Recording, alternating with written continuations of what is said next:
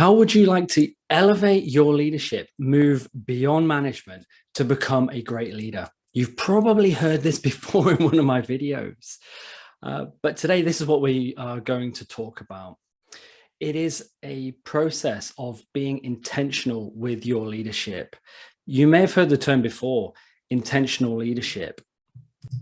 Simply put, it is a process of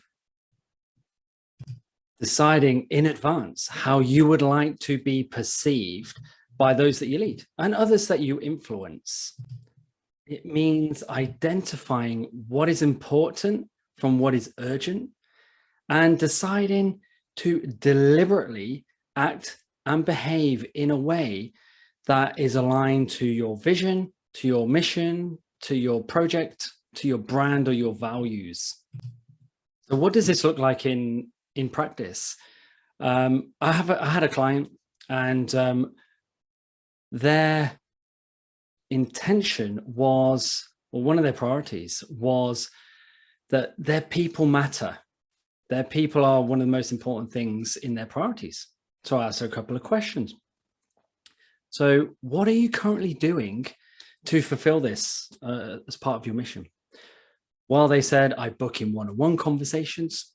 Sometimes they get moved because I'm so busy and I've got a lot on, I've got quite a lot of priorities, but my door is always open. They know that they can come and see me at any time.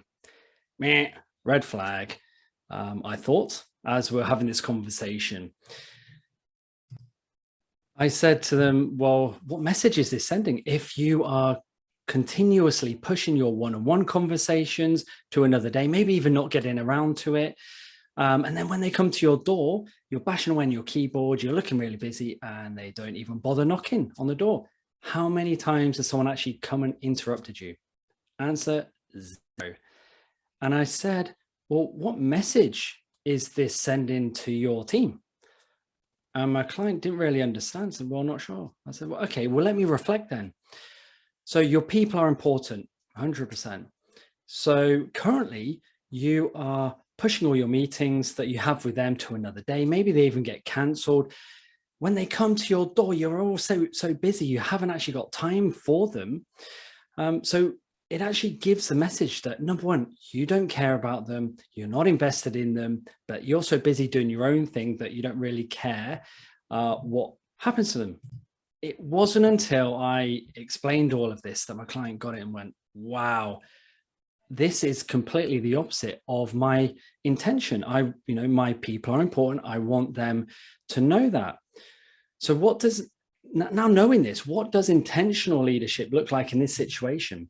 Okay, so this is what it looks like. We sat down and we worked out a plan. The intention is, look, my people are important, and I want them to know that. So I also want to understand them a little bit more on a deeper level, not just the surface one. So I want to identify what their motivators is, what their priorities are, where are they in their career cycle, what are their career goals and aspirations.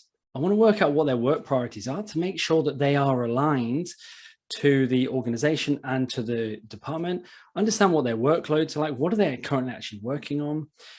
It's going to give me the opportunity to give a bit of feedback, some advice, maybe some mentoring and coaching, and then we're going to finish off with some, recognition over a job well done. So that was the intention. We then identified the actions. So what are the actions that then underpin the intention? So book the appropriate time in the diary. So make sure that is appropriate time for both of them. It's a non-negotiable. It is one of the highest priorities for my client. So nothing could derail or disrupt this unless the place was burning down. Be prepared. So making sure that you have scripts, you have templates that you're using, have a bit of a flow or a sequence within that one-on-one conversation to get all the information that you want in a structured, logical, methodical way. Have a clear outcome with what you want to achieve from the one-on-one conversation. Now, then that shifts to, okay, well, I need to turn my phone off to do not disturb. I need to be focused. I need to move maybe from my office to a separate location, whether it's offsite or a meeting arena. We're going to have a regular catch up. It's going to be scheduled the same time every fortnight with a bit of flexibility here or there. I'm going to finish with a couple of questions. First one is to their direct report is start, stop, and continue. So what are you going to start doing, stop doing, and continue doing as a reflection of this week? This actually boosts creativity, continuous improvement, and boosts performance as well. And the final question that I'm going to finish with is, what can I do to help enable you this week? And that then sends the outcome. So the outcome of doing all of this is the message is that they matter, that they're taking, that you as the boss are taking time to understand them on a deeper level. You are understanding what their workloads are. You are doing more asking and more listening than actually telling them what they need to do. As a result, they're going to be more effective and efficient. They're going to support you because you have communicated the goal. You've aligned all the strategy to identify the impact that they actually make. So they're going to feel more fulfilled in the workplace. They're going to be more engaged, and they're going to be more willing to go above and beyond when they're delivering back projects or reports or anything for you. But it's not necessarily just linked intentional leadership to one-on-one conversation. It can be anything that you deliberately decide to do. So it could be a staff engagement. Maybe it's a team meeting. It could be a presentation or a project. It could be the opportunity to just quickly go out and grab a coffee with someone, a member of your team. It doesn't have to be so rigid, formal, and structured. All you need to do is have an intention of what you would like to achieve, and then put those actions around that to get the outcome that you want. When I worked in the university sector, the vice chancellor there, he is the busiest person, although I hate using that word, the busiest person on the campus, but he would deliberately decide to go down first thing in the morning and queue up with all the students to grab a coffee. Took 15 minutes out of his day, but that gave the perception to everyone that he had time. He engaged with everybody, every student that he come into contact with. And then when they said, "Oh, sorry, so you must be really busy, you go to the front of the queue." "No, thanks, I'm just going to wait here. Hey, how is your day going?" Because you're never too busy to engage with the people that are following you. So as always, how do we become more intentional with our leadership? I've got 5 things for you. First one is you need to increase your self-awareness. So who are you? Who do you want to be?